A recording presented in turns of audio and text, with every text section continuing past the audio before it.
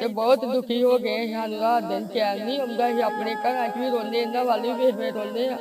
ਰਾਤ ਅਸੀਂ ਟਾਈਮ ਵੇਖ ਵੇਖ ਤੇ ਰਾਤ ਗੁਜ਼ਾਰਦੇ, ਸਾਨੂੰ ਚੈਨ ਨਹੀਂ ਆਉਂਦਾ। ਸਾਡੇ ਬੱਚੇ ਬਿਲਕੁਲ ਨਾਥ ਹੋ ਗਏ। ਦੀਵਾਲੀ ਦਾ ਤਿਉਹਾਰ ਹਰ ਵਰਗ ਦੇ ਲੋਕ ਬਹੁਤ ਖੁਸ਼ੀਆਂ ਤੇ ਚਾਵਾਂ ਦੇ ਨਾਲ ਮਨਾਉਂਦੇ ਨੇ, ਪਰ ਇਹਨਾਂ ਛੋਟੇ-ਛੋਟੇ ਬੱਚਿਆਂ ਦੇ ਲਈ ਦੀਵਾਲੀ ਦਾ ਤਿਉਹਾਰ ਤਾਂ ਇਹਨਾਂ ਦੀ ਜ਼ਿੰਦਗੀ 'ਚ ਅਜਿਹਾ ਹਨੇਰਾ ਕਰਕੇ ਚਲਾ ਗਿਆ ਜਿਸ ਦਾ ਚਾਨਣ ਕਦੇ ਵੀ ਨਹੀਂ ਹੋ ਸਕਦਾ।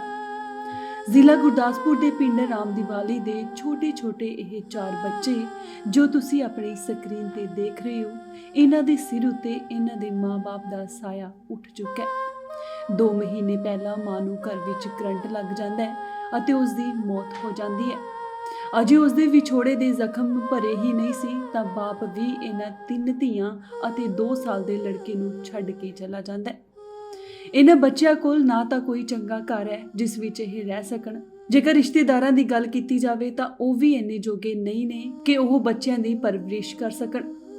ਰਿਸ਼ਤੇਦਾਰ ਅਤੇ ਪਿੰਡ ਵਾਸੀ ਇਹਨਾਂ ਬੱਚਿਆਂ ਦੀ ਮਦਦ ਲਈ ਅਪੀਲ ਕਰ ਰਹੇ ਨੇ ਤਾਂ ਜੋ ਇਹਨਾਂ ਬੱਚਿਆਂ ਦੀ ਪਰਵਰਿਸ਼ ਹੋ ਸਕੇ ਅਤੇ ਇਹ ਵੀ ਪੜ੍ਹ ਲਿਖ ਕੇ ਚੰਗੇ ਇਨਸਾਨ ਬਣ ਸਕਣ।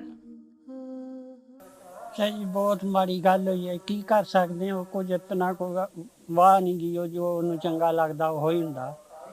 ਤੇ ਬਹੁਤ ਮਾੜੀ ਗੱਲ ਹੋਈ। ਸਾਡਾ ਤੇ ਲੱਕ ਟੁੱਟ ਗਿਆ।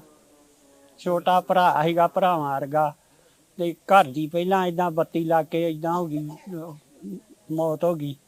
ਤੇ ਮਗਰੋਂ 2 ਮਹੀਨਿਆਂ ਬਾਅਦ ਇਹ ਹੁਣ ਇਸ ਤਰ੍ਹਾਂ ਹੋ ਗਿਆ ਜੀ। ਤੇ ਬਹੁਤ ਔਖਾ ਕੰਮ ਹੋ ਗਿਆ। ਛੋਟੇ ਬੱਚਿਆਂ ਦਾ ਬਹੁਤ ਔਖਾ ਹੋ ਗਿਆ ਕੰਮ। ਇਹਨਾਂ ਦੀ ਪਾਲਣਾ ਪੋਸ਼ਣਾ ਬਹੁਤ ਔਖੀ ਹੋ ਗਈ। ਅਸੀਂ ਤੇ ਆਪ ਗਰੀਬ ਆਦਮੀ 250-300 ਦੇ ਕਮਾਊਂਗਾ, ਦਿਹਾੜੀ ਲਾਈਏ ਤੇ ਉਹ ਵੀ ਮਿਲ ਗਈ ਤੇ ਲੱਗ ਗਈ, ਨਹੀਂ ਤੇ 250-300 ਰੁਪਈਆ ਕਮਾਈ ਆ ਤੇ 500 ਰੁਪਈਆ ਖਰਚਾ। ਜਿੰਨੀ ਮਹਿੰਗਾਈ ਆ ਸਾਡੇ ਤੇ ਆਪਣੇ ਨਹੀਂ ਝੱਟ ਲੰਘਣ ਡਿਆ। ਬੱਚਿਆਂ ਦਾ ਬਹੁਤ ਔਖਾ ਕੰਮ ਹੋ ਗਿਆ। ਇਹ ਤੇ ਸੰਗਤ ਦੇ ਸਹਿਯੋਗ ਨਾਲ, ਸਰਕਾਰਾਂ ਦੇ ਸਹਿਯੋਗ ਨਾਲ ਚਲੋ ਇਹਨਾਂ ਬੱਚਿਆਂ ਦੀ ਪਾਲਣਾ ਪੋਸ਼ਣਾ ਹੋ ਜਾਵੇ ਤੇ ਚਲੋ ਬਹੁਤ ਮਿਹਰਬਾਨੀ ਹੋ ਜੇ।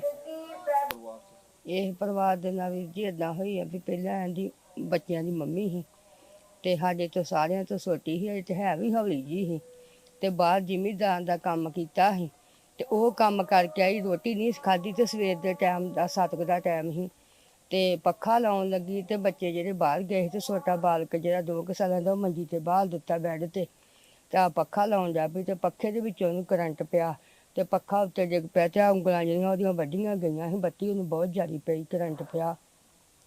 ਨਿੱਕੀਆਂ ਨਿੱਕੀਆਂ ਬੇਟੀਆਂ ਜਦੋਂ ਬਾਹਰੋਂ ਆਈਆਂ ਉਹ ਵੇਖ ਕੇ ਤੇ ਫਿਰ ਭੱਜ ਗਈਆਂ ਵਾ। ਸਾਡੇ ਬੱਚਿਆਂ ਵਰਗੀ ਮੇਰੀ ਦਰਾਣੀ ਸੀ ਤੇ ਸਾਡੇ ਘਰ ਹਟਵੇਂ ਇਕੱਲੇ ਇੱਕ ਬੰਨੇ ਆ। ਉਹਨਾਂ ਜਾ ਕੇ ਸਾਡੀਆਂ ਹਵੇਲੀਆਂ ਵਿੱਚ ਮੁੰਡਿਆਂ ਨੂੰ ਦੱਸਿਆ ਵੀ ਵੀਰ ਸਾਡੀ ਮੰਮੀ ਨੂੰ ਬੱਤੀ ਪੈ ਗਈ ਆ। ਸਾਰੇ ਪਿੰਡ ਵੀ ਭੱਜ ਆਇਆ ਸੀ। ਭੱਜ ਆਇਆ ਤੇ ਵੇਖਿਆ ਤੇ ਸੱਚੀ ਮੁੱਚੀ ਉਹ ਮਰ ਚੁੱਕੀ ਸੀ ਤੇ ਉਹ ਮਰੀ ਆ 25 ਤਰੀਕ ਤੇ 24 ਤੇ ਉਹ ਮਰੀ ਆ ਤੇ 25 ਤੇ ਮੁੰਡਾ ਸਾਡਾ। ਇਹੋ ਟਾਈਮ ਸੀ 7 ਦਾ ਟਾਈਮ ਸੀ ਤੇ ਆਟਾ ਗੁੰਨ ਕੇ ਰੱਖਿਆ ਵਿਚਾਰੇ ਨੇ ਬੱਚਿਆਂ ਰੋਟੀ ਪਕਾਉਣ ਵਾਸਤੇ ਤੇ ਉਹਦੇ ਕਾਲਜੇ 'ਚ ਦਰਦ ਇੰਨੀ ਕੁ ਨਿਕਲੀ ਵੀ ਉਹ ਕੁੱਬਾ ਹੀ ਹੋਇਆ ਸੀ। ਇਹਨਾਂ ਬੇਟੀਆਂ ਨੇ ਜੇ ਫਿਰ ਜਾ ਕੇ ਉੱਥੇ ਜਾ ਕੇ ਦੱਸਿਆ ਵੀ ਵੀਰ ਸਾਡੇ ਡੈਡੀ ਦੇ ਦਰਦ ਬੜੀ ਹੋਣ ਡਈ ਆ ਤੇ ਉਸੇ ਵੇਲੇ ਡਾਕਟਰ ਕੋਲ ਲੈ ਕੇ ਗਏ। ਡਾਕਟਰ ਨੇ ਟੀਕਾ ਲਾਇਆ ਤੇ ਟੀਕਾ ਲਾਉਂਦਿਆਂ ਸਾਰੀ ਉਹ ਗੋਲੀ ਕੱਢ ਕੇ ਦੇਣ ਲੱਗਾ ਤੇ ਉਸੇ ਵੇਲੇ ਹੱਥਾਂ 'ਚ ਹੀ ਖਤਮ ਹੋ ਗਿਆ। 2 ਮਹੀਨੇ ਅੱਜ ਦੇ ਦਿਨ ਇਹੋ ਟਾਈਮ ਸੀ 7 ਦਾ ਟਾਈਮ ਸੀ। ਅੱਜ ਦਾ ਦਿਨ ਸੀ ਜਦੋਂ ਪੂਰਾ ਹੋਇਆ। ਅੱਜ ਬੱਚਿਆਂ ਦਾ ਮੰਦਾ ਹਾਲ ਆ। ਬੱਚਿਆਂ ਨੂੰ ਏਦਾਂ ਤੇ ਮਹਾਰਾਜ 2 ਵੇਲਿਆਂ ਦਾ ਇੱਕ ਵੇਲਾ ਕਿਸੇ ਬੱਚੇ ਦਾ ਮਾਪੇ ਨਾਲ ਸਿਰ ਤੋਂ ਜਾਣ। ਮਾਪਿਆਂ ਦੇ ਨਾਲ ਬੱਚੇ ਆ। ਇਹ ਬੱਚੇ ਜਿਹੜੇ ਅੱਜ ਰੋਟੀ ਤੋਂ ਤਰਲੇ ਲੈਣ ਦੇ ਆ ਉੱਦਾਂ ਵੀ ਸਾਰੇ ਜ਼ੁਕਾਮ ਬੁਖਾਰ ਦੇ ਨਾਲ ਰੁਕੇ ਆ ਵਿਚਾਰੇ ਤੇ ਇਹਨਾਂ ਦਾ ਕੋਈ ਸਹਾਰਾ ਨਹੀਂ ਆ।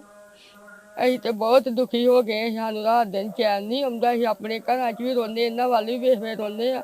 ਰਾਤ ਅਸੀਂ ਟਾਈਮ ਵੇਖ ਵੇਖ ਤੇ ਰਾਤ ਗੁਜ਼ਾਰਦੇ, ਸਾਨੂੰ ਚੈਨ ਨਹੀਂ ਆਉਂਦਾ। ਸਾਡੇ ਬੱਚੇ ਬਿਲਕੁਲ ਨਾਥ ਹੋ ਗਏ ਆ। ਏਦਾਂ ਕਿਸੇ ਨਾਲ ਮੇਰੀ ਦੁਸ਼ਮਣ ਦਾ ਨਾ ਮਹਾਰਾਜ ਕਰੀ ਜਿੱਦਾਂ ਇਹਨਾਂ ਬੱਚਿਆਂ ਨਾਲ ਹੋਈ ਆ। ਇਹ ਭਾਜੀ ਗੁੱਡੀਆ ਮੇਰੀ ਜਿਹੜੀ ਬੇਟੀ ਪੱਖਾ ਲਾਉਣ ਡਈ ਸੀ, ਪੱਖੇ ਦੇ ਨਾਲ ਉਹਨਾਂ ਨੂੰ ਕਰੰਟ ਲੱਗ ਗਿਆ। ਕਰੰਟ ਦੇ ਨਾਲ ਉਹਨਾਂ ਦੀ ਮੌਤ ਹੋ ਗਈ। ਇਹਨਾਂ ਬੱਚਿਆਂ ਦਾ ਭਾਜੀ ਐ ਵਕਤ ਕੋਈ ਨਹੀਂ ਜੇ। ਬੇਸਹਾਰੇ ਬੱਚੇ ਬਣ ਗਏ ਹੈਗੇ। 8ਵੇਂ ਮਹੀਨੇ ਦੀ 24 ਤਰੀਕ ਤੇ ਇਹਨਾਂ ਦੀ ਮੰਮਾ ਇਸ ਤਰ੍ਹਾਂ ਹੋਈ। 10ਵੇਂ ਮਹੀਨੇ ਦੀ 25 ਤਰੀਕ ਤੇ ਇਹਨਾਂ ਦਾ ਪਾਪਾ ਇਸ ਤਰ੍ਹਾਂ ਹੋ ਗਿਆ ਅਟੈਕ ਦੇ ਨਾਲ। ਤੇ ਚਲੋ ਤੁਹਾਡੇ ਸੰਯੋਗ ਦੇ ਨਾਲ ਇਹ ਬੱਚਿਆਂ ਦੀ ਦੇਖਭਾਲ ਹੋ ਜਾਏ, ਇਹਨਾਂ ਦਾ ਘਰ-ਬਾਰ ਬਣਿਆ ਜਾਵੇ। ਕੋਈ ਪਾਣੀ ਦਾ ਸਰਬੰਧ ਨਹੀਂ, ਕੋਈ ਬਾਥਰੂਮ ਨਹੀਂ ਇਹਨਾਂ ਦੇ ਘਰ, ਕੋਈ ਲੈਟਰਿਨ ਨਹੀਂ ਇਹਨਾਂ ਦੇ ਘਰ।